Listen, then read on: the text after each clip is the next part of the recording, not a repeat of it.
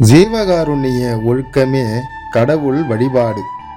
உலகத்தில் மனித பிறப்பை பெற்றுக்கொண்டவர்கள் இந்த பிறப்பினால் அடையத்தக்க ஆன்ம லாபத்தை காலமுள்ள போதே அறிந்து அடைய வேண்டும்.